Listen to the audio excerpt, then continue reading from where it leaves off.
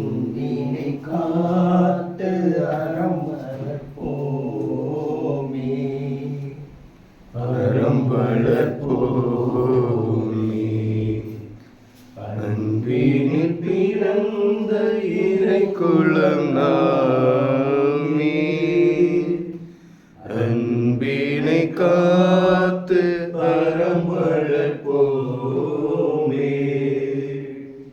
அறம் வளர்ப்போமே. ஒரு மனத்தோராய் அனைவரும் வாழ்வோம், அருளொளி வீசும் ஒரு வழி போவோம். ஒரு மனத்தோராய் அனைவரும் வாழ்வோம், அருளொளி வீசும் ஒரு வழி போவோம். பிரிவினை மாய்த்து திருமறை காப்போம், பிரிவினை மாய்த்து திருமறை காப்போம். இறைவனில் இறைவன் திருவுள்ளம் காண்போம். அன்பினில் பிறந்த இறை குலம் நாமே, அன்பினை காத்து அறம் வளர்ப்போமே, அறம் வளர்ப்போமே. தந்தை மகன் தூயாவியாரின் பெயராலே ஆமென். நம் ஆண்டவராகிய இயேசு கிறிஸ்துவின் அருளும் கடவுளின் அன்பும் தூய ஆவியானவரின் நட்புறவும் தோழமையும் உடனிருப்பும் உங்கள் அனைவரோடும் இருப்பதாக.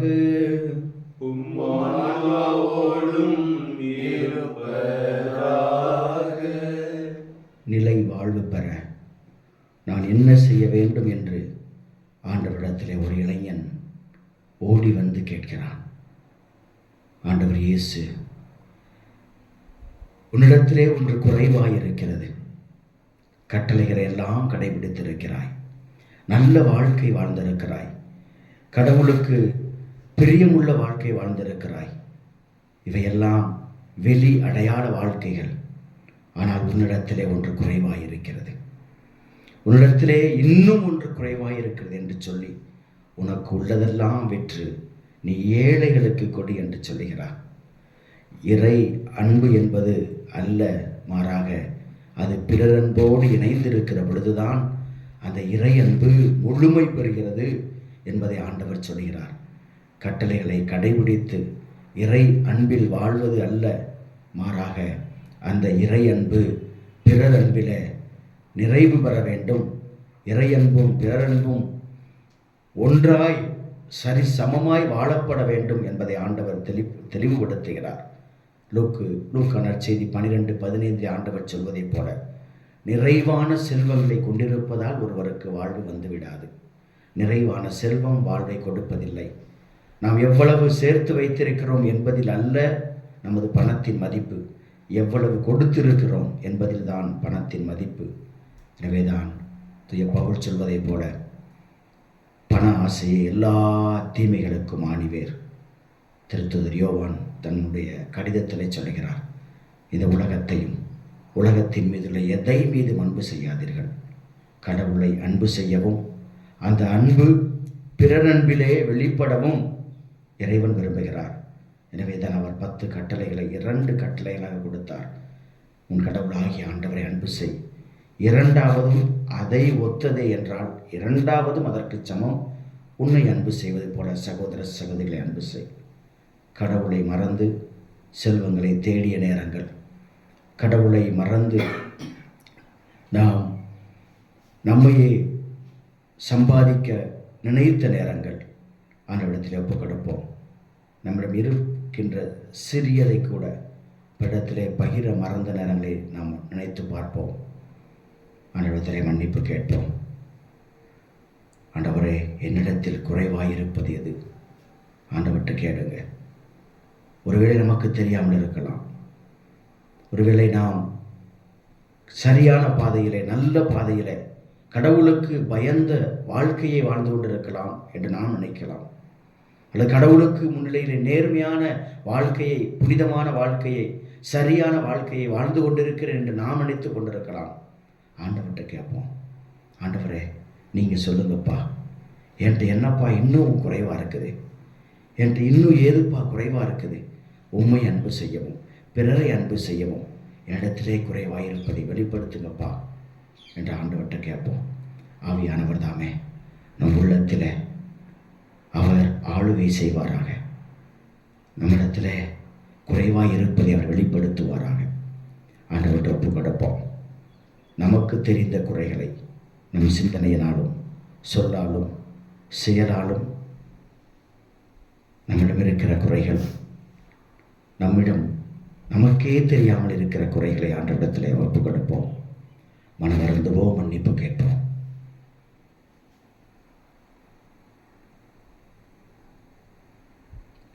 எல்லாம் வல்ல இறைவனிடமும் சகோதர சகோதரிகளிடமும் நான் பாவியை ஏற்றுக்கொள்கிறேன். ஏனெனில் என் சிந்தனையாலும் சொல்லாலும் செயலாலும் கடமையில் தவறியதாலும் பாவங்கள் பல செய்தேன். என் பாவமே, என் பாவமே, என் பெரும் பாவமே. ஆகையால் எப்பொழுதும் கன்னியான புனித மரியாதையும் வானதூதர் புனிதர் அனைவரையும் சகோதர சகோதரிகளை உங்களையும் நம் இறைவனாகிய ஆண்டவரிடம் எனக்காக வேண்டிக் கொள்ள மன்றாடுகிறேன். எல்லாம் வல்ல இறைவன் நம் மீது இரக்கம் வைத்து நம் பாவங்களை மன்னித்து நம்மை நிலை வாழ்விற்கு அழைத்துச் செல்வாராக. ஆண்டவரே இரக்கமாயிரும். கிறிஸ்துவே இரக்கமாயிரும். ஆண்டவரே இரக்கமாயிரும். மன்றாடுவோமாக. இறைவா, உம்மை அன்பு செய்வோருக்கு கற்பனாகாத பல்வேறு நன்மைகளை நீரே ஏற்பாடு செய்கின்றீர். எங்கள் இதயங்களில் உமது அன்பின் நிறைவை பொழிவதால் நாங்கள் உம்மை அனைத்திலும் அனைத்துக்கும் மேலாக அன்பு செய்து எல்லா வகை மனித எதிர்பார்ப்புகளையும் கடந்த வாக்குறுதிகளை பெற்றுக்கொள்வோமாக.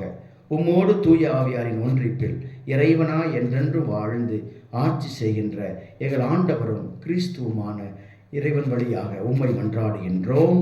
ஆமென்.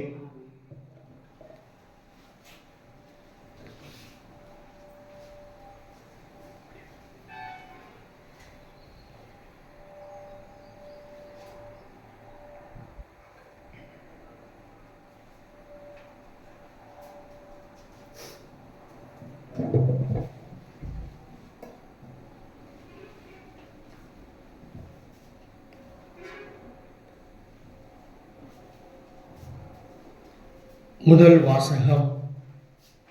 நீதி தலைவர்கள் நூலிலிருந்து வாசகம். அதிகாரம் 2, இறை வார்த்தைகள் 11 முதல் 19 முடிய. அந்நாட்களில் இஸ்ராயேல் மக்கள் ஆண்டவரின் பார்வையில் தீயதனப்பட்டதை செய்தனர். அவர்கள் பாகால்களுக்கு ஊழியம் செய்தனர். அவர்கள் தங்கள் மூதாதையரை எகிப்து நாட்டிலிருந்து வெளியே கொண்டு வந்த தங்கள் மூதாதையரின் கடவுளாகிய ஆண்டவரை கைவிட்டனர்.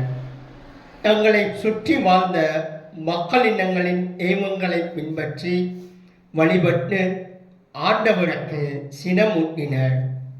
அவர்கள் ஆண்டவரை கைவிட்டு பாகாலுக்கும் அஸ்தரோத்துக்கும் ஊழியம் செய்தனர். இஸ்ராயலின் மேல் ஆண்டவரின் கோபக்கணல் கனன்றது. எனவே அவர் கொள்ளையடிப்போரிடம் அவர்களை ஒப்படைக்க அவர்களும் அவர்களை கொள்ளையடித்தனர். அவர்களை சூழ்ந்திருந்த எதிரிகளிடம் ஆண்டவர் அவர்களை விற்றார். அதனால் அவர்கள் எதிரிகளின் முன் அவர்களால் எதிர்த்து நிற்க இயலாமல் போயிற்று. ஆண்டவர் அவர்களுக்கு ஆணையிட்டு கூறியது போல் அவர்கள் போருக்கு சென்ற போதெல்லாம் ஆண்டவரின் கை அவர்களுக்கு எதிராக தீமை விளைவித்தது. அவர்கள் பெரும் துயரத்திற்கு உள்ளாயினர். ஆண்டவர் நீதி தலைவர்களை எழச் செய்தார். அவர்கள் அவர்களை கொள்ளையடித்தவர்களின் கையில் இருந்து விடுவித்தனர். ஆயினும் அவர்கள் தங்கள் நீதி தலைவர்களுக்கு செவி கொடுக்கவில்லை. ஏனெனில் அவர்கள் வேற்று தெய்வங்களை பின்பற்றி தொழுது வேசித்தனம் செய்து வந்தனர். தங்கள் மூதாதையர் ஆண்டவரின் கட்டளைகளுக்கு செவி கொடுத்து நடந்த நெறியை விட்டு விரைவில் விலகினர். ஆண்டவர் அவர்களுக்காக நீதி தலைவர்களை எழச் செய்த போதெல்லாம் அவர் அந்த தலைவர்களுடன் இருந்து அத்தலைவர்களின் வாழ்நாள் முழுவதும் எதிரிகளின் கையிலிருந்து மக்களை விடுவித்தார். ஏனெனில் துன்புறுத்தப்பட்டு ஒடுக்கப்பட்டு அவர்களின் அழுகுரலை கேட்ட ஆண்டவர் அவர்கள் மீது இரக்கம் கொண்டார். ஆனால் அவர்கள் ஒவ்வொரு நீதி தலைவர் இறந்த பொழுதும் வேற்று தெய்வங்களை பின்பற்றியும் அவற்றுக்கு ஊழியம் செய்தும் அவற்றை வழிபட்டும் தங்கள் மூதாதையரை விட இழிவாக நடந்தனர். அவர்களுடைய தீய பழக்கங்களையும் முரட்டுத்தனமான நடத்தையையும் விட்டு அகலவில்லை. இது ஆண்டவர் வழங்கும் அருள்வாக்கு.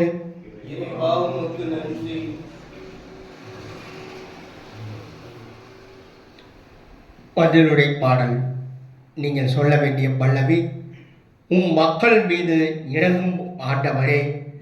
மக்கள் மீது இறங்கும் ஆண்டவரே. ஆண்டவர் இட்ட கட்டளைக்கு மாறாக மக்களினங்களை அவர் அழிக்கவில்லை. வேற்றினத்தாரோடு கலந்துறவாடி அவர்களின் வழக்கங்களை கற்றுக்கொண்டனர். பல்லவி: மக்கள் மீது இறங்கும் ஆண்டவரே. அவர்களின் தெய்வ சிலைகளை தொழுதனர். அவையே அவர்களுக்கு கன்னிகளாயின. அவர்கள் தங்கள் புதல்வர் புதல்வியரை பேய்களுக்கு பலியிட்டனர். பல்லவி: மக்கள் மீது இறங்கும் ஆண்டவரே. அவர்கள் தங்கள் செயல்களால் தங்களை கடைபிடித்துக் கொண்டனர். தங்கள் செயல்கள் மூலம் வேசித்தனம் செய்தனர். எனவே ஆண்டவரின் சினம் அவர் தம் மக்களுக்கு எதிராக பற்றி எரிந்தது. தமது உரிமை சொத்தை அவர் அருவருத்தார். பல்லவி: மக்கள் மீது இறங்கும் ஆண்டவரே. பன்முறை அவர் அவர்களை விடுவித்தார். அவர்களோ திட்டமிட்டே அவருக்கு எதிராக கலகம் செய்தனர். தங்கள் தீச்செயல்களால் அவர்கள் தாழ்நிலை அடைந்தனர். எனினும் அவர் அவர்களது மன்றாட்டுக்கு செவிசாய்த்து அவர்களது துன்பத்தைக் கண்டு மனம் இறங்கினார். பல்லவி: மக்கள் மீது இறங்கும் ஆண்டவரே. அல்லேலுயா, அல்லேலுயா. ஏழையரின் உள்ளத்தோர் பேறு பெற்றோர், ஏனெனில் விண்ணரசு அவர்களுக்கு உரியது. அல்லேலுயா. அல்லேலூயா, அல்லேலூயா, அல்லேலூயா.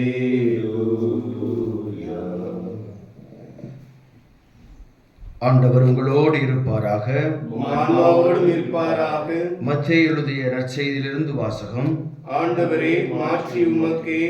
மத்தேயு நற்செய்தி அதிகாரம் 19 வாழ்வு தரும் இறை வார்த்தைகள் 16 தொடக்கம் 22 முடிய. அக்காலத்தில் செல்வரான இளைஞர் ஒருவர் இயேசுவிடம் வந்து, போதகரே, நிலை வாழ்வை பெற்றுக்கொள்வதற்கு நான் என்ன நன்மை செய்ய வேண்டும் என்று கேட்டார். இயேசு அவரிடம், நன்மையை பற்றி என்னை ஏன் கேட்கிறீர்? நல்லவர் ஒருவரே. நீர் வாழ்வடைய விரும்பினால் கட்டளைகளை கடைபிடியும் என்றார். அவர் எவற்றை என்று கேட்டார். இயேசு, கொலை செய்யாதே, விபச்சாரம் செய்யாதே, களவு செய்யாதே, பொய்ச்சான்று சொல்லாதே, தாய் தந்தையை மதித்து நட, மேலும் உன் மீது நீ அன்பு கூறுவது போல் உனக்கு அடுத்திருப்பவர் மீதும் அன்பு கூறுவாயாக என்று கூறினார். அந்த இளைஞர் அவரிடம், இவை அனைத்தையும் நான் கடைபிடித்து வந்துள்ளேன், இன்னும் என்னிடம் குறைவுபடுவது என்ன என்று கேட்டார். அதற்கு இயேசு, நிறைவுள்ளவராக விரும்பினால் நீர் போய் உம் உடைமைகளை விற்று ஏழைகளுக்கு கொடும், அப்பொழுது விண்ணகத்தில் நீர் செல்வராய் இருப்பீர். பின்பம் வந்து என்னை பின்பற்றும் என்றார். அவர் சொன்னதை கேட்ட அந்த இளைஞர் வருத்தத்தோடு சென்று விட்டார். ஏனெனில் அவருக்கு ஏராளமான சொத்து இருந்தது. ஆண்டவரின் அருள் வாக்கு. கிறிஸ்துவே, உமக்கு புகழ்.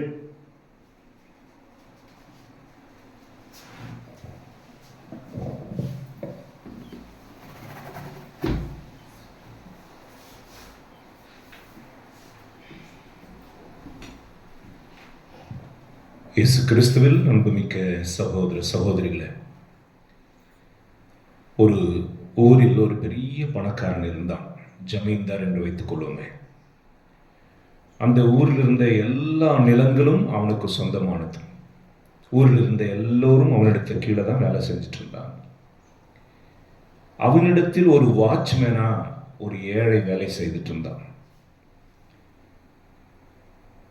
இந்த பணக்காரனுக்கு தெய்வ பயம் என்பது அவ்வளவு இல்லை. பணம் இருக்கிறவரிடத்தில் தெய்வ நம்பிக்கை விட பணத்தின் மீது உள்ள நம்பிக்கை அதிகமாக இருக்கும். அந்த ஏழையோ தினமும் தன் குடும்பத்தோடு சேர்ந்து ஜெபிப்பான். கிராமத்தில் இருக்கிறவர்கள் தங்களுக்கு ஏதாவது பிரச்சனை என்றால், நோய் என்றால், அந்த எளிய வாட்ச்மேன் கிட்ட வந்து ஜெபித்து கொண்டு போவார்கள், சுகம் கிடைக்கும். கடவுளும் அந்த ஏழைக்கு தன்னுடைய வெளிப்பாடுகளை கொடுக்க ஆரம்பித்தார். வருகிறவர்களை குறித்து, நடக்க போகிற காரியங்களை குறித்து. அவன் சொல்லுகிறபடி கிராமங்களில் நிறைய விஷயங்கள் நடந்ததால் அவன் சொல்லுவதை எல்லோரும் நம்பினார்கள். இப்படி ஒரு நாள் அவனுக்கு தரிசனம் வந்தது. இந்த ஊரிலேயே ஒரு பெரிய பணக்காரன் இன்றைக்கு சாக போகிறான் அப்படின்ற ஒரு தரிசனம்.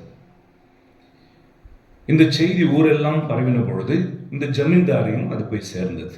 அப்போது ஜமீன்தார் நினைத்து கொண்டார், இந்த ஊரிலே பணக்காரன் நான் தானே, ஆகவே இன்னைக்கு தான் என்னுடைய மரணம் வரப்போகிறது என்று சொல்லி பயந்து கொண்டு கதவுகள் எல்லாம் அடைச்சிட்டு உள்ளுக்குள்ளேயே இருக்கிறான்.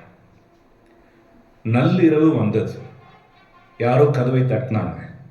இவன் எவன் தான் தட்டுறானோ நம்மளை உசுரை எடுக்கிறதுக்கு அப்படின்னு சொல்லி மெதுவாய் கதவை திறந்த பொழுது அந்த வாட்ச்மேனுடைய சிறிய மகள் அங்கே நின்று கொண்டிருந்தான். என்னம்மா என்னம்மா அப்படின்னா, அப்பா செத்துட்டாரு அப்படின்னு சொன்னான்.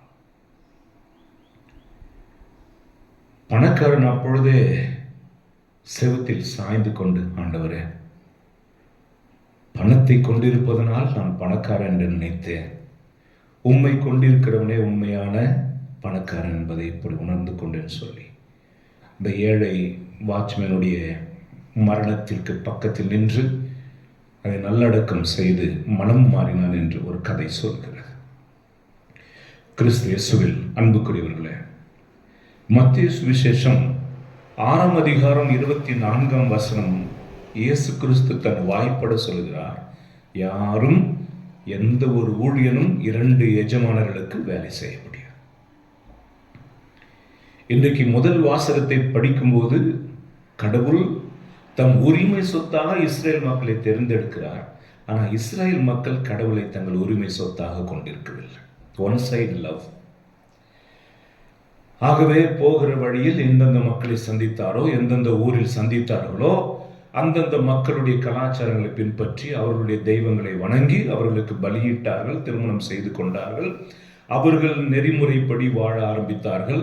தங்களை எகிப்திலிருந்து மீட்ட யெகோவா தேவனை அவர்கள் 10ஓடு 1ஆக மாற்றிவிட்டார்கள். ஆகவே இயல்பிலேயே என் உரிமை சொத்து, என் மக்க அப்படின்ட்டு உரிமை கொண்டாடின கடவுள் அந்த உரிமையை விட்டு கொடுக்கல. விடுதலை பயணம் 20ஆம் அதிகாரம் 5ஆம் வசனத்தில் அவர் சொல்வாரு, நீங்கள் வேறு எந்த உருவத்தையும் செய்து கொள்ளாதீர்கள், நான் சகித்து கொள்ள மாட்டேன், நான் எரிச்சலும் பொறாமையும் நிறைந்த கடவுள். கடவுள் தன்னை பற்றி சொல், நான் எரிச்சலும் பொறாமையும் உள்ள கடவுள்.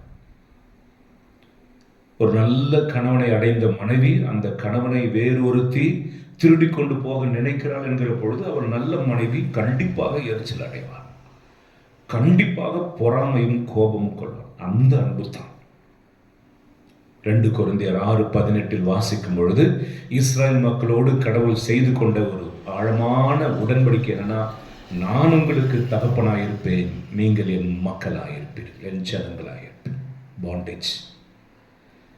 ஆகவே தன் மக்கள் தன்னை விட்டு பிரிகிறாங்கன்றது கடவுளுக்கு வேதனை. எரிச்சல் ஏன் வரணும்? ஒண்ணுமில்லாததை போய் வணங்கிட்டு இருக்காங்களே, உயிரற்றதை போய் வணங்கி கொண்டிருக்கிறார்கள். நான் அவர்களுக்கு என்னை காண்பித்தேன், பேசினேன், அற்புதங்களை செய்தேன், ஆச்சரியங்கள் காரியங்களை செய்தேன். ஆனால் என்னை விட்டுட்டு இந்த கல்லையும் மண்ணையும் வணங்குறதுக்கு அவங்களுக்கு எப்படிதான் புத்தி வந்துச்சோ? கணவன் மனைவி அன்பு செய்கிறாங்க, கணவர் மனைவி மேல ரொம்ப நம்பிக்கை. வெளிநாட்டுக்கு போறாரு, ஏர்போர்ட்டுக்கு போறார், மனைவி அதற்குள்ளாகவே கள்ளக்காதனை வீட்டுக்குள்ள கூட்டிட்டு சந்தோஷமா இருக்கா. வீட்டுக்கார் 4 நாள் கழிச்சு தானே வருவார். அங்க போனா ஃப்ளைட் கேன்சல் ஆயிடுச்சு. திரும்பி வந்து பார்க்கும்பொழுது தன் மனைவி வேறொருத்தனோடு இருக்கிறதை பார்த்த பொழுது கணவன் உடைந்து போனான், கோபம் கொண்டான், எரிச்சல் கொண்டான். அது எல்லாவற்றையும் தாண்டி அவன் மனதிற்குள் ஒரு வலி, உன்னை நம்பினேனே, என் பெற்றோர்கள் எல்லாம் எதிர்த்த பொழுது அவர்கள் எல்லாம் ஓரம் தள்ளிவிட்டு உனக்காக என் குடும்பத்தை விட்டுட்டு வந்தேனே, உன்னை நம்பி சொத்து எல்லாம் உன் பேர்ல எழுதுனே. மனம் வேதனை, கசப்பு.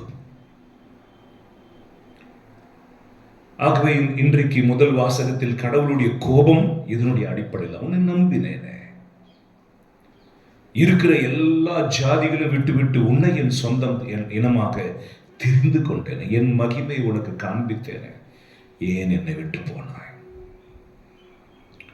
ஆகவே கிளைகள் கொடியோடு இணைந்திருக்கும் பொழுது பலன் கொடுக்கும், வெட்டி எரிந்து விட்டால் காய்ந்து போகும். கடவுள் எப்பொழுது கோபத்தில் இஸ்ரேல் மக்களை விட்டு விட்டாரோ துன்பங்கள் வந்தது, விரோதிகள் வந்தார்கள், எதிராளிகள் வந்தார்கள், அடிச்சு துவம்சம் செஞ்சார்கள், நோய்கள் வந்தது, பாம்பு கடித்தது.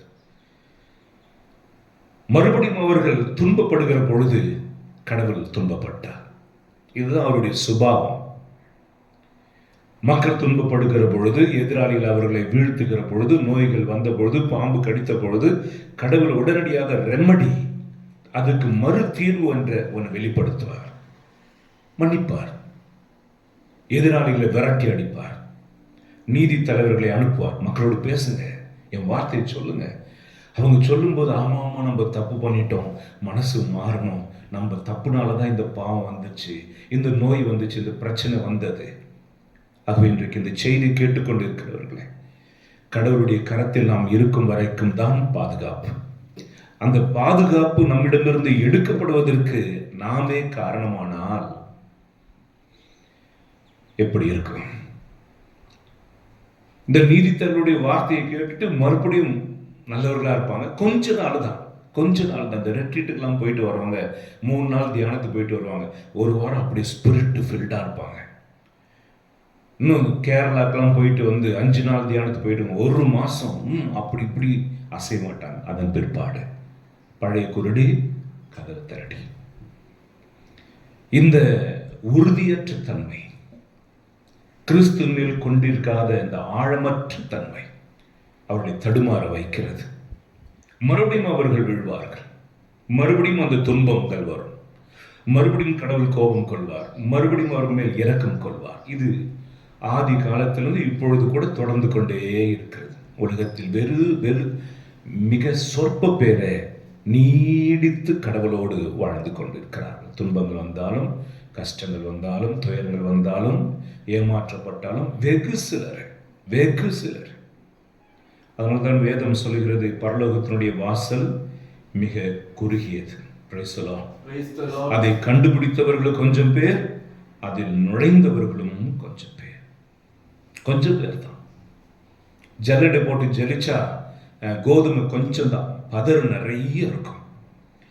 ஆகவே இன்றைக்கு முன்னுரையில் ஃபாதர் சொன்னது போல, ஒரு மனிதன் அடிப்படையில் எதற்கு அடிமையாக இருக்கிறானோ அதை விட்டு விடுகிற வரைக்கும் அவனுக்கு மீட்பு இல்லை.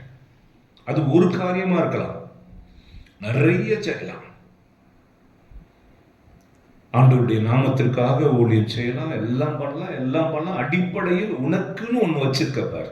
எதை கடவுள் விட்டுவிட சொன்ன பிற்பாடும் விட்டுவிட மனம் இல்லாமல் இருக்கிறையோ அந்த ஒன்று தான் டேஞ்சர் பாயிண்ட். அந்த ஒரு காரியத்தை தான் உன்னை பரலோகத்தில் போகாம தடுக்க போகிறது. ஹல்லேலூயா. எல்லாத்தையும் செய்யறோம், அந்த ஒரு காரியத்தையும் விட்டு கொடுப்போமே, சுகமா இருக்கும். நம்முடைய பயம் என்னன்னா, அதை ஒன்றையும் விட்டுட்டா. நிறைய பேர் கவுன்சிலிங் கொடுக்கும்போது, குடியை விட்டுட்டேன், இதை விட்டுட்டேன், பெண் சோக்கு விட்டுட்டோம். ஆனால் ஒன்று, அந்த பான் பிராக் போகிறது நான் விட மாட்டேன். ஏதோ ஒன்று, எல்லாத்தையும் இழந்துட்டா சுகம் எங்கே இருக்கிறது?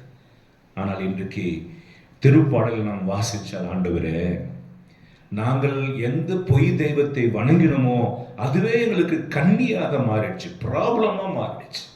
நாம் செய்கிற குற்றங்கள், நாம் செய்கிற பாவங்கள், அதுவே நமக்கு கண்ணின்னா நடந்து போகும்போது நம்ம காலை பிடிச்சி இழுத்துறோம், உள்ள இழுத்துறோம். கண்ணி வச்சு பிடிப்பாங்க பாரு, புறாவை பிடிப்பார்கள், மிருகங்களை பிடிப்பார்கள். ஆக பிசாசு வைக்கிற கண்ணி பாவம்.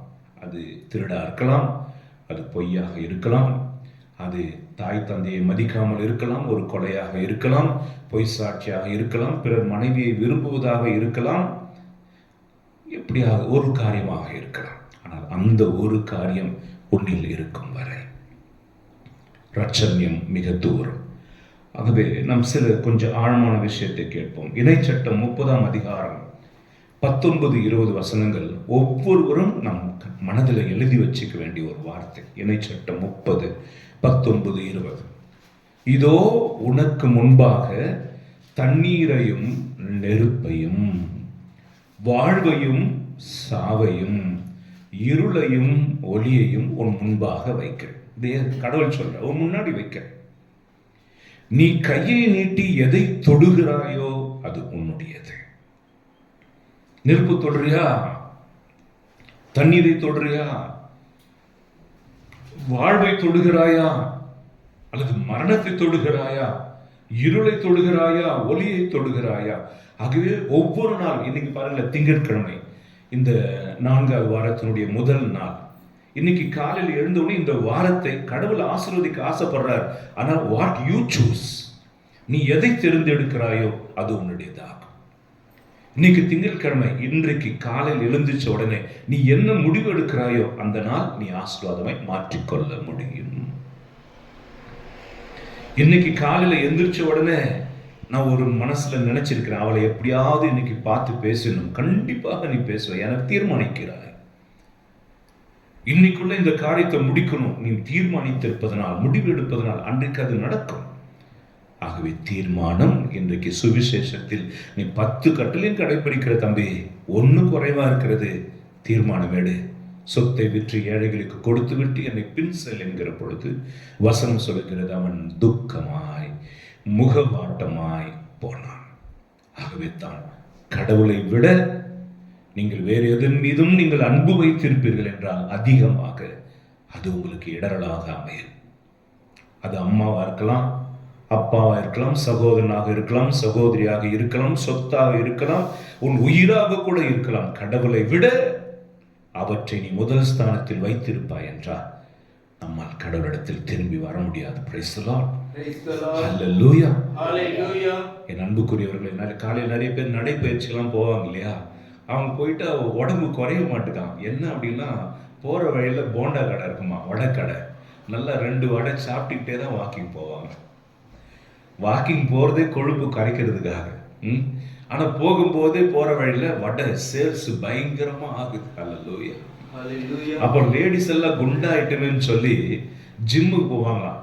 ஒரு ஃபோட்டோ போட்டிருக்காங்க, 6 பேர் 7 பேர் உட்காந்துட்டு அப்படியே ஆடி ஊர் கதையை பேசிட்டு இருந்தாங்க. என்ன இவ ஜிம்முக்கு போகிறா, அப்படியே தான் இருக்கு உடம்புன்னு வீட்டுக்காரங்களுக்கு சந்தேகம். கேமரா செக் பண்ணி பார்த்தா எல்லாம் எக்ஸசைஸ் பண்ணாமல் 6 பேர் 7 பேர் உட்காந்துக்கிட்டு பேசிட்டு இருந்தா. ஹல்லேலூயா. ஆகவே ஒரு விதத்தில் மீட்பை எதிர்பார்க்கிறோம், சுகத்தை எதிர்பார்க்கிறோம். இன்னொரு பக்கம் நாம் விட வேண்டியதை விடாமல் இருக்கிறோம். விட வேண்டியதை விடாமல் இருக்கிறோம். விட்டுத்தான் பாரு, விட்டுத்தான் பாருங்களேன். அப்பொழுது உங்களுக்கு கிடைக்கிற விடுதலையை பாருங்களேன். சென்னையில் 10வது படிக்கிற பிள்ளை இன்ஸ்டாகிராம்ல ஒரு பையனை அறிமுகமாகி அவ்வளவு டீப்பா போயிட்டாங்க. ஸ்கூலு கட்டடிச்சுட்டு வெளியில சுத்தக்கூடிய அளவுக்கு டீப்.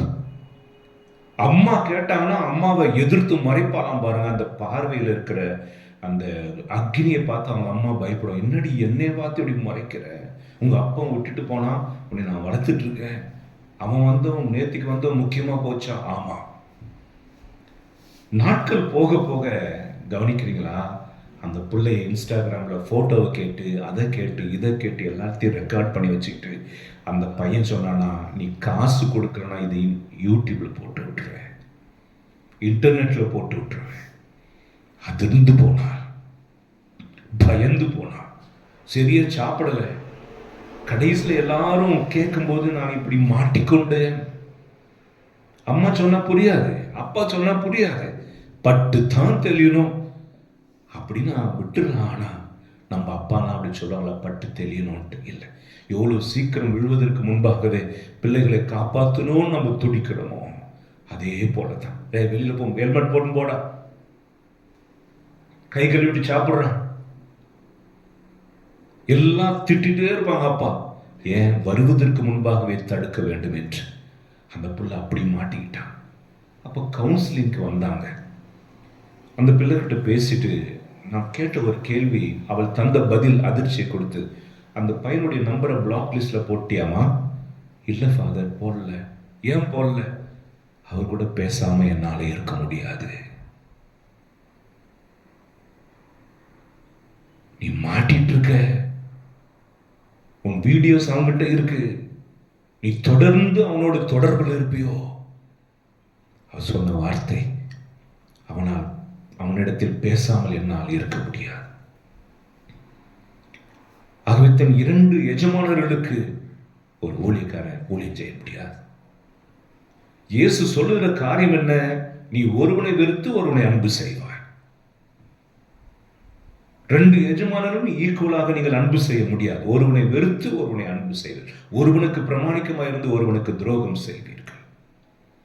ஹல்லேலூயா, ஹல்லேலூயா. ஆகவே we cannot serve both money, காசையும் கடவுளையும் ஒண்ணா வச்சிட்டு இருக்க முடியாது.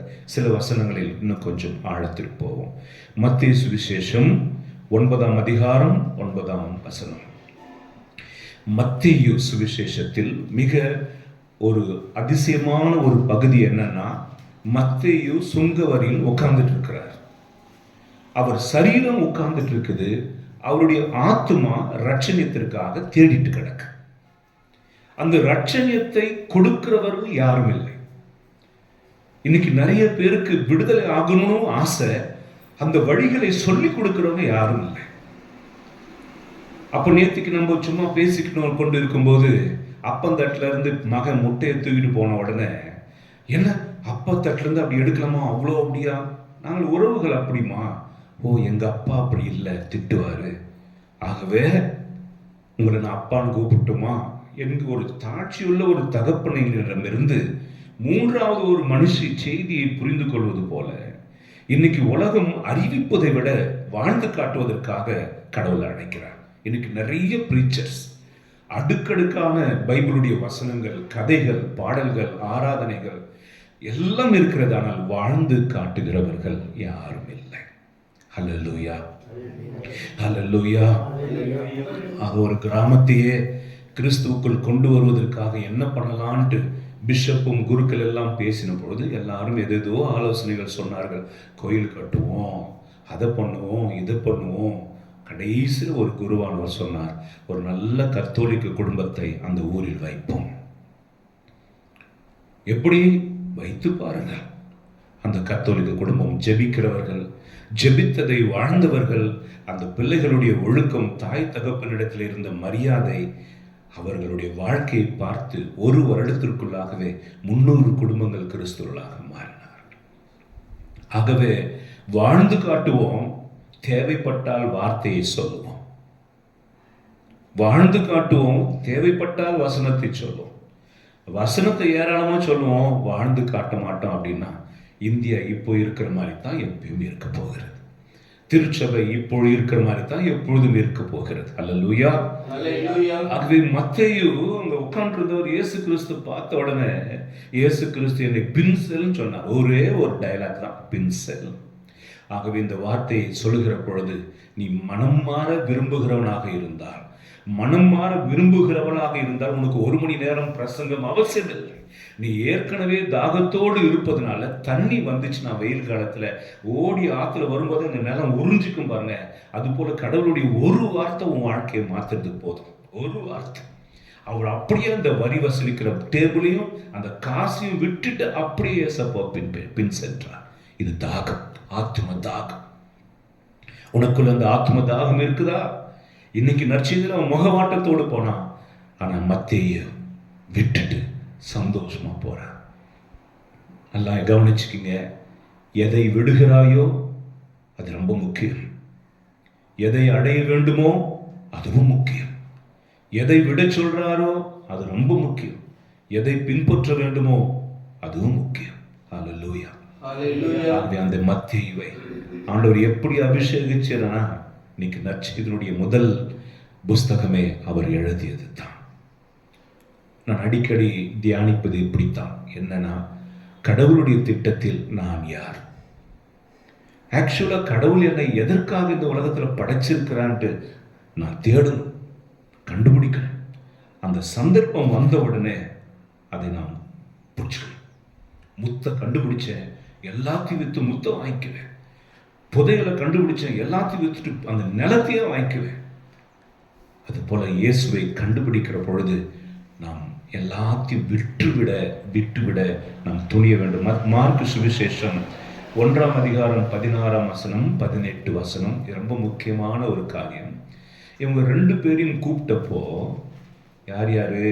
பேதுருவையும் யாக்கோபையும். அவங்களுடைய வாழ்வாதாரம் படகும் வலையும். படகும் வலையும் வாழ்வாதாரம்.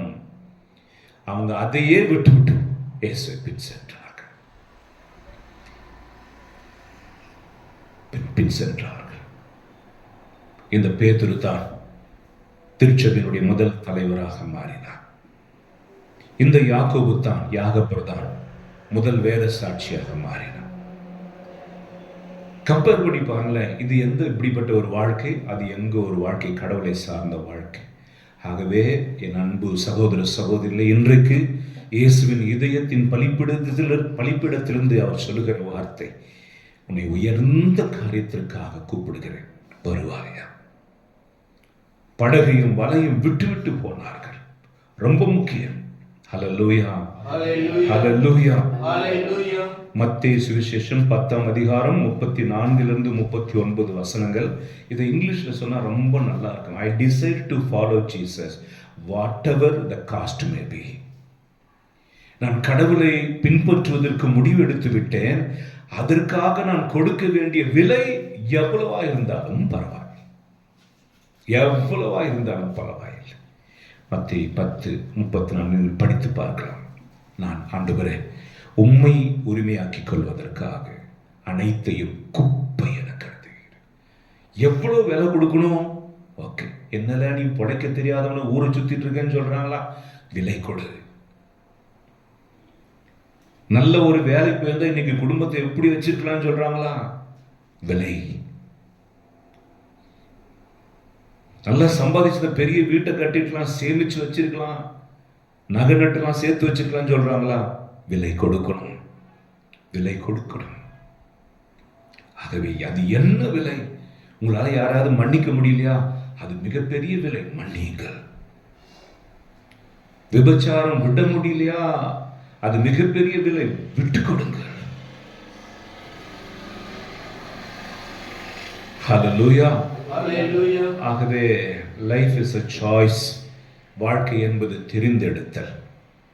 இன்றைக்கு நற்செய்தியில் அவன் தெரிந்தெடுத்தான், டு கோ பேக், திரும்பி போவதற்காக திரும்பி போனான். ஆனால் அவன் இயேசுவுக்காக அவர் கொடுத்த வார்த்தையை கடைபிடித்திருப்பான் என்றால் கதையே வேற மாதிரி. இப்போ என்னாச்சு? Story ended. அந்த கதை முடிஞ்சிருச்சு. கிறிஸ்துவுக்குள்ளாக அவனுடைய கதை தொடங்க வேண்டி இருந்தது, மறுவாழ்வு. அது அங்கேயே முடிஞ்சு போச்சு. அவன் பழைய வாழ்க்கையே, I live my own life. நல்ல பணம் இருக்கும், ஏழைகளுக்கு ஏதோ 10 ரூபாய் 20 ரூபா போடுவேன், நல்லா ஜல்ஸா இருப்பேன், சந்தோஷமா இருப்பேன். அவன் கிறிஸ்துவோட வாழ்க்கையை அடி எடுத்தே வைக்கல. அவனுக்கு அந்த புதிய அழைத்தல் பதில் கொடுக்கல. நேற்று கூட பேசிக்கொண்டு இருக்கும்போது எல்லாருக்கும் அழைத்தல் இருக்கிறது. ஆனால் யார் ஒருவர் கடவுளுடைய குரலுக்கு பதில் கொடுக்கிறார்களோ, ரெஸ்பாண்டிங் டு த கால், அவங்களுக்கு தான் ரட்சணியம் வரும். ஹல்லேலூயா, ஹல்லேலூயா. இயேசுவே உமக்கு நன்றி, இயேசுவே உமக்கு நன்றி. ஹல்லேலூயா, ஹல்லேலூயா. யெகோஷுவா புஸ்தகம் 24:15. இது மிக அற்புதமான ஒரு வசனம். நம்முடைய வாழ்க்கையில் கடவுளை நம்புகிற பொழுதுதான் பிரச்சனைகள் அதிகமாக வரும். கடவுளை நம்புகிறவர்களுக்கு துயரங்கள் அதிகம். ஏன் இதை சொல்லுகிறேன் என்றால், இயேசு கிறிஸ்து தான் நேசிக்கிற ஒரு ஆன்மாவுக்கு கொடுக்கிற மிகப்பெரிய பரிசு சிலுவை. சிலுவையில் பங்கு கொடுப்பார். என் நேசர் எப்படி கஷ்டப்பட்டிருப்பார் என்பதை இந்த ஆத்மா அனுபவிக்கும்படி சிலுவையை ஆண்டவர் அனுமதிப்பார். அந்த சிலுவையில் கடவுளை நேசிக்கிற பிள்ளைகள் இயேசுவை இன்னும் அதிகமாக ருசிப்பார்கள். அப்பொழுது கடவுள் மேல் இன்னும் அதிகமாக அன்பு செய்வார். ஆனால் பிரச்சனை என்ன? கடவுளை நேசிப்பதனால இந்த உலகத்தின் செல்வங்கள் நமக்கு இருக்காது. உலகத்தினுடைய பெருமைகள், பேர், புகழ் நமக்கு இருக்காது. அப்போ யெகோஷுவாவுக்கு என்ன சொன்னாங்க? நாங்களாம் விக்கிரகங்களை ஆராதிக்க போறோம். தெய்வத்திற்கு, செல்வத்திற்கு ஒரு தெய்வம், கல்விக்கு ஒரு தெய்வம், வீரத்திற்கு ஒரு தெய்வம், மழைக்கு ஒரு தெய்வம், அறுவடைக்கு ஒரு தெய்வம், பிள்ளை பேற்றுக்கு ஒரு தெய்வம், கண் பார்வை கொடுப்பதற்கு ஒரு தெய்வம், ஒன்னொன்னுத்துக்கும் தெய்வத்தை வச்சுட்டு இருந்தாங்க. அவ யெகோஷுவா கிட்ட சொல்ல, நாங்களாம் போறோம். யெகோஷுவா சொன்ன வார்த்தை, நீங்கள் எப்படியோ போங்க, நீங்கள் நம் மூதாதையருடைய தெய்வத்தை விட்டு விட்டீர்கள், நீங்க போங்க, நானும் என் வீட்டாரும் கர்த்தரையே சேவிப்போம். Once you came to know the truth, you have to stick on to the truth. உண்மையை அறிந்த பிற்பாடு அந்த உண்மையை பிடித்துக் கொள்ள வேண்டும். சத்தியத்தை அறிந்த பிற்பாடு எந்த சூழ்நிலையிலும் அந்த சத்தியத்தை விட்டுவிடக்கூடாது. அவர் சொன்னார், நான் என் குடும்பம் அழிஞ்சாலும் எந்த நேரத்திலும் அவரையே சேவிப்போம். ஹல்லேலூயா. ஹல்லேலூயா. இவருடைய வார்த்தைக்கு தான் சூரியன் கட்டுப்பட்டது என்று வேதம் சொல்லுகிறது. ஆண்டவருக்கு கீழ்ப்படுகிறவர்களுக்கு இந்த உலகமே கட்டுப்படும், இயற்கை கட்டுப்படும், தீமைகள் மேல் அவர்களுக்கு அதிகாரம் இருக்கும். இதெல்லாம் பெரிய பெரிய வல்லமைகள். நீங்க போங்க. சண்டைக்கு தூண்டுவார்கள். நம்ம உடனடியாக ஒரு முடிவு எடுக்கணும். உலகத்தின் பிரகாரம் நானும் சண்டை போடுவேன், எனக்கு என்ன பேசவா தெரியாது, எனக்கு என்ன பழி வாங்க தெரியாது அப்படின்னு சொல்லி நம்முடைய பழைய குணத்திற்கு போகாம, நான் புதிய பையில் புதிய திராட்சை ரசத்தை ஊற்றிருக்கிறேன், ஆகவே நான் மன்னிக்கிறேன், நான் விட்டு விடுகிறேன். ஹல்லேலூயா. ஹல்லேலூயா. முதல் ராஜாக்கள் 18ஆம் அதிகாரம் 21ஆம் வசனம். நீதி தலைவர்கள் ஆண்டவர் அனுப்பினார் இல்லையா, அவர்ல ஒருத்தர் இறைவாக்கிற எலைஜா. அவர் என்ன சொன்னாரு? இன்னும் எத்தனை காலத்திற்கு, 1 ராஜாக்கள் 18:21, இன்னும் எத்தனை காலத்திற்கு நீங்கள் 2 கருத்துக்களுக்கு இடையில் நிற்பீர்கள்? இன்னும் எத்தனை காலத்திற்கு? இன்னைக்கு ஒரு முடிவு எடுப்போமே.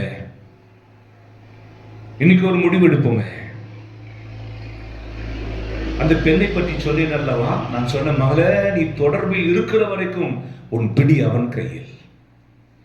தொடர்பை விட்டுவிடு, சிம் கார்டை உட. அவள் சித்தமாக இல்லை, உடைத்தாள். அதிசய விதமாக தொடர்பு கட்டானது. அவன் இவள் மேல் கொண்டிருக்கிற ஆதிக்கத்தை படிப்படியாக விட்டுவிட்டான்.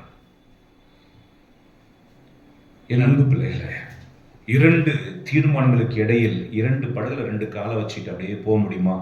திடீர்னு வலிக்கு விழுந்துரும், ஆபத்து பெரிதாக இருக்கும்.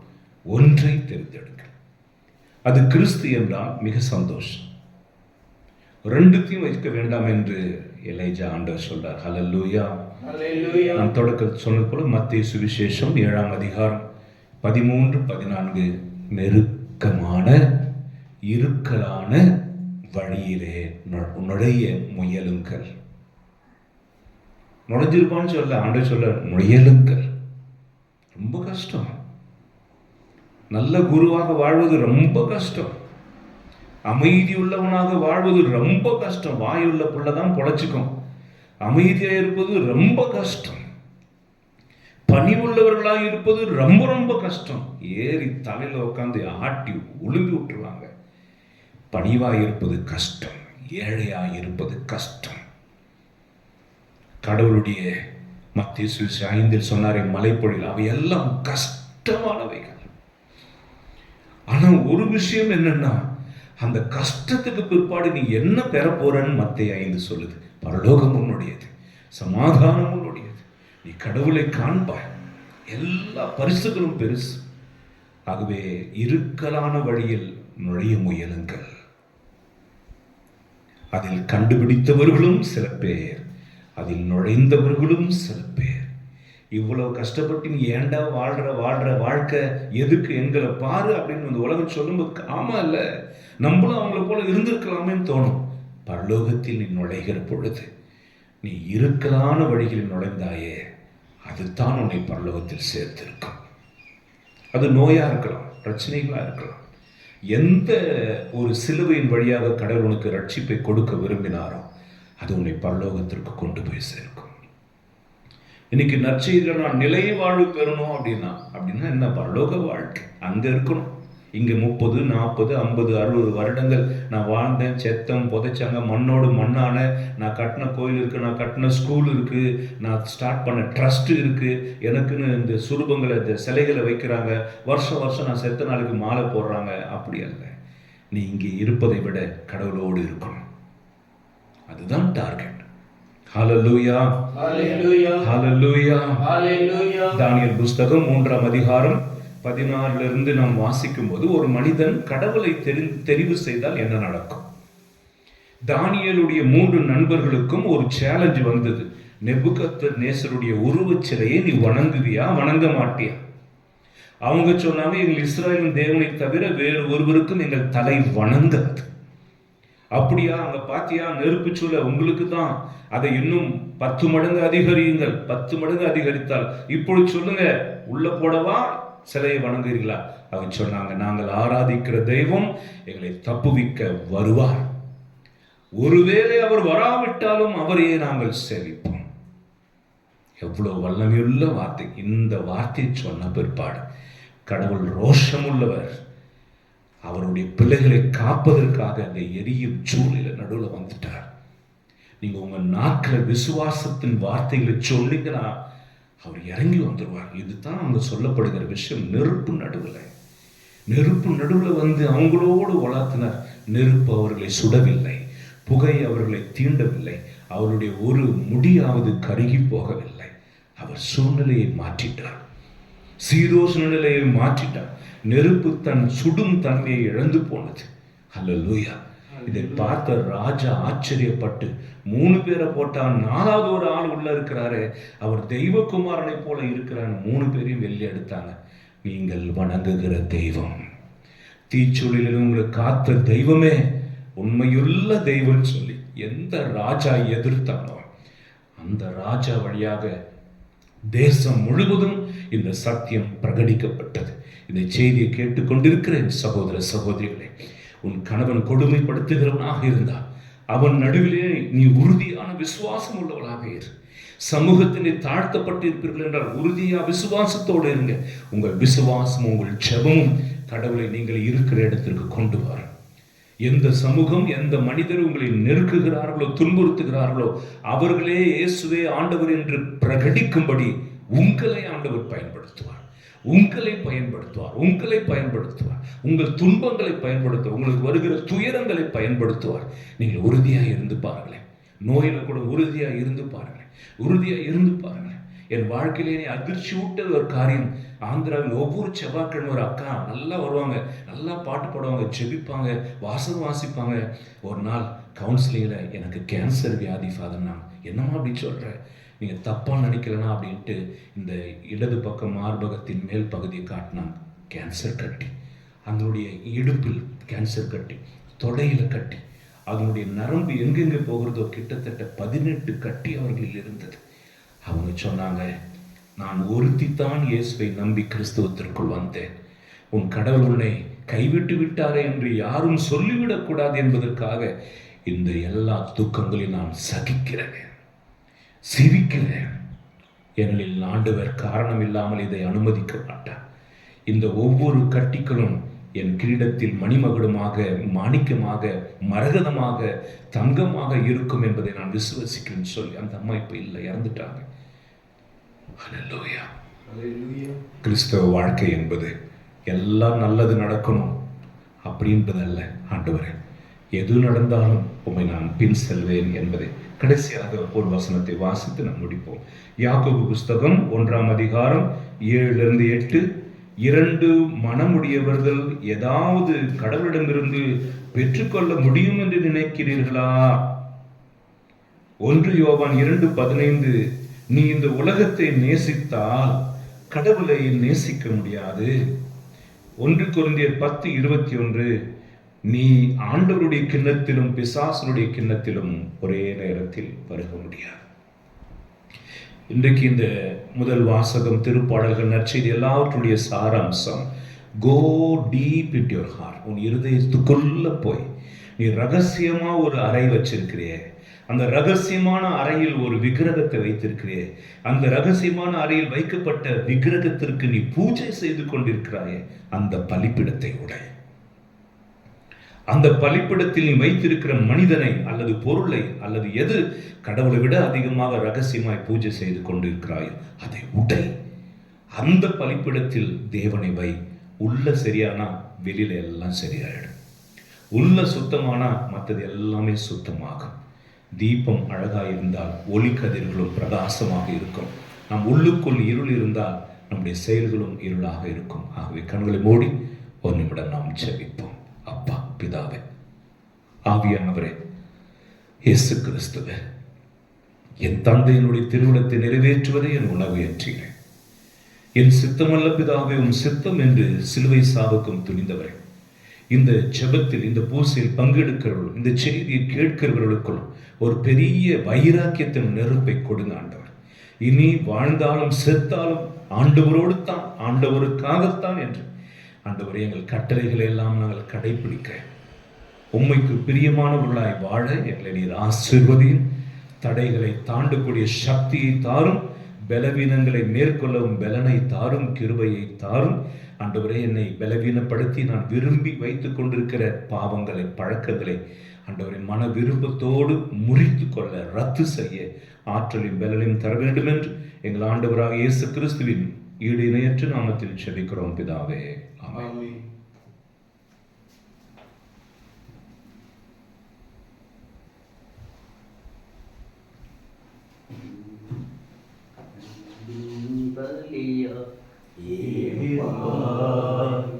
உம்மை அணுகிடும் எளியவர் வேண்டுதல் கேட்பாய், அன்பின் பலியாய் ஏற்பாய்.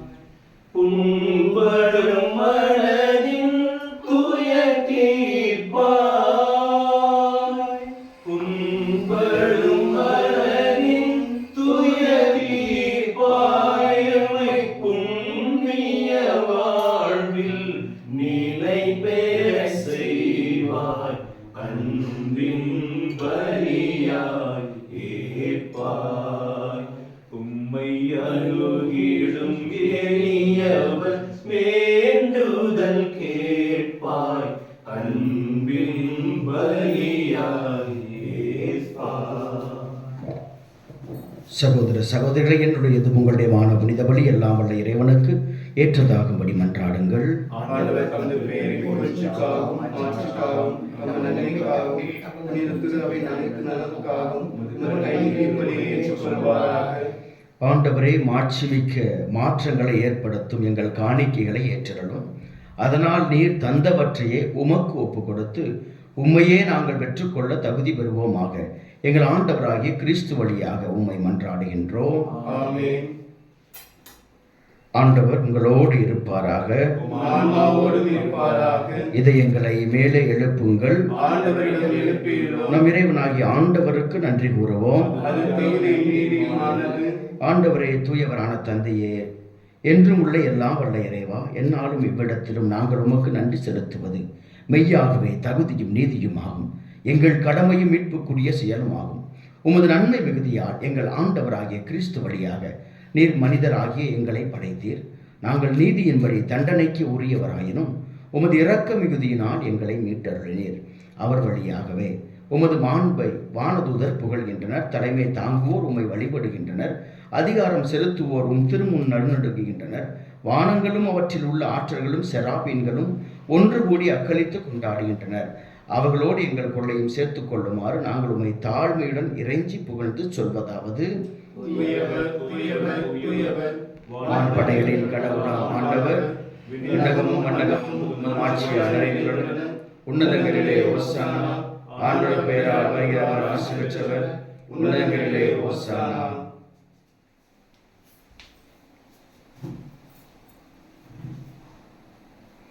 ஆண்டவரின் இனிமையாகவே தூயவர், தூய்மை அனைத்துக்கும் ஊற்று. ஆகவே உம்முடைய ஆவியை பொழிந்து இக்காணிக்கைகளை தூய்மைப்படுத்த உம்மை வேண்டுகிறோம். இவ்வாறு எங்கள் ஆண்டவர் இயேசு கிறிஸ்துவின் உடலும் இரத்தமுமாக எங்களுக்கு இவை மார்பனவாக. அவர் பாடுபட உளம் கனிந்து தம்மை கையளித்த போது அப்பத்தை எடுத்து நன்றி செலுத்தி அதை பிட்டு தம் சீடர்களுக்கு அளித்து கூறியதாவது: அனைவரும் இதிலிருந்து பெற்று உண்ணுங்கள், ஏனெனில் இது உங்களுக்காக கையளிக்கப்படும் என் உடல்.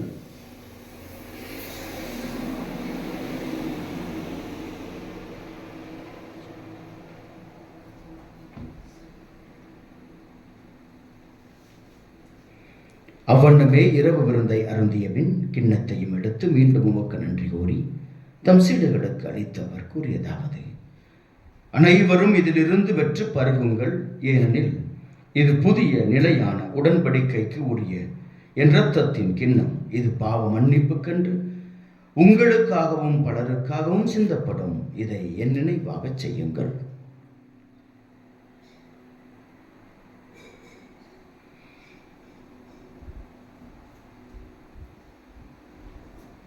நம்பிக்கையின் மறைபொருள்.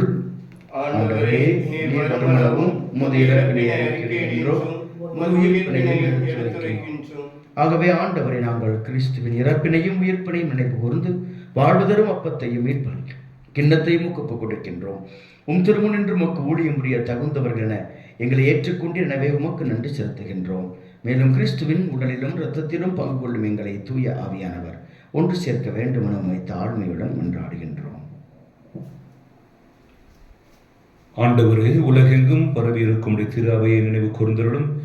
எங்கள் திருத்தந்தை லியோ, எங்கள் பரிபாலகர் மோட்சராஜன், எல்லா திருநிலையராகிற அனைவரோடும் முது திரு அவை அன்பில் நிறைவு பெறச் செய்தருளும்.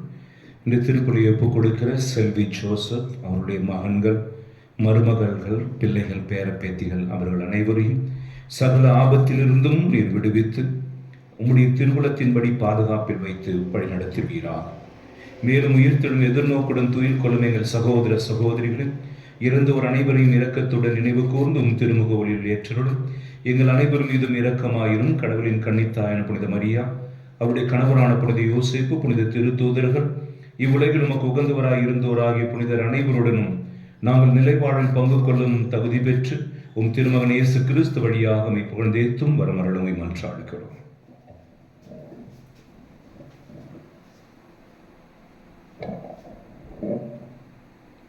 இவர் வழியாக இவரோடு இவரில் எல்லாம் வல்ல இறைவனாகிய தந்தையே, தூய ஆவியாரின் ஒன்றிப்பில் எல்லா புகழும் ஆட்சியும் என்றென்றும் உமக்கு உரியதே. ஆமென். ஆமென். ஆமென்.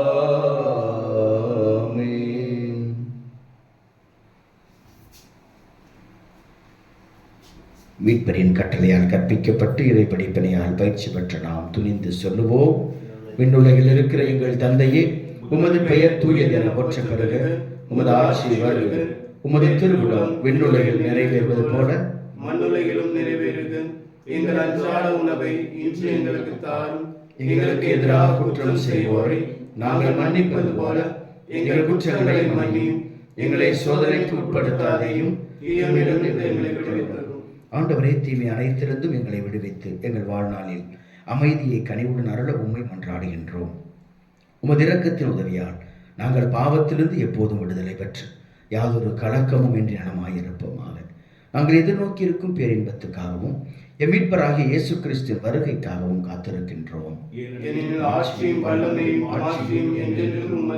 ஆண்டவரே இயேசு கிறிஸ்துவே, அமைதியை உங்களுக்கு விட்டுச் செல்கிறேன், என் அமைதியையே உங்களுக்கு அளிக்கிறேன் என்றும் திருத்தூதர்களுக்கு மொழிந்தீரேன்.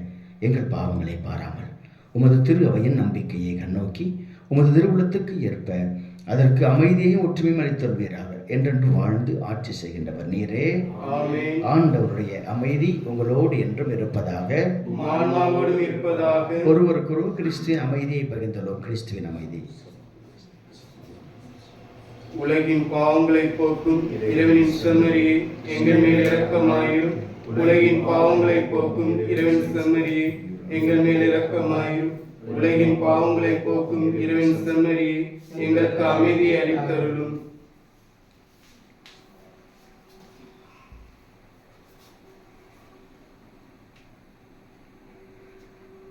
இதோ இறைவனின் செம்மறி, இதோ உலகின் பாவங்களை போக்குகிறவர். இந்த செம்மறியின் திருவிருந்திற்கு அழைக்கப்பட்ட நாம் அனைவரும் பேறு பெற்றோர். ஆண்டவரே, எழுந்தருள நான் தகுதியற்றவன், ஆனால் வார்த்தை மட்டும் சொல்லிடுறேன்.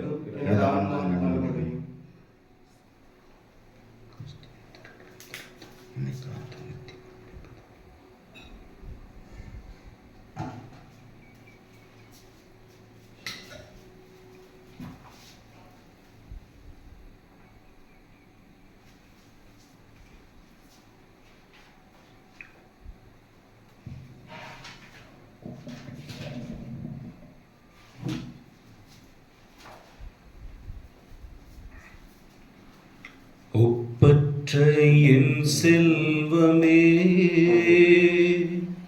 ஓ எந்தன் இயேசுநாதா, உம்மை நான் அறிந்து உறவாட உன் பாதம் ஓடி வந்தேன். நான் உன் பாதம் ஓடி வந்தேன்.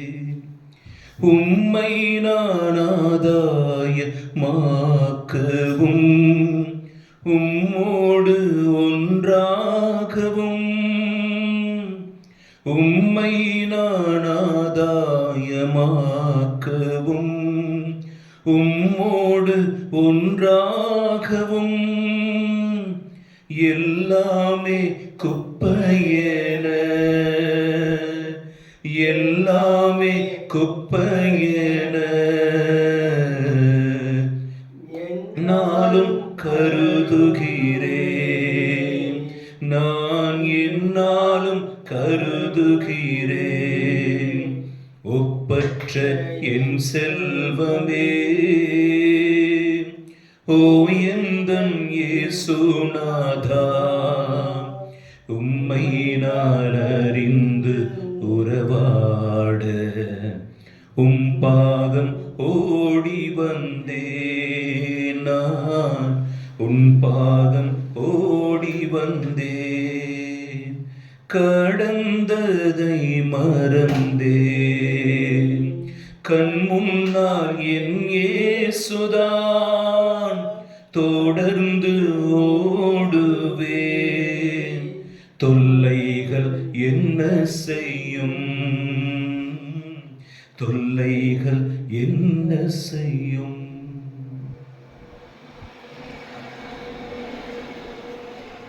நன்றி கூறி மன்றாடுவோமாக.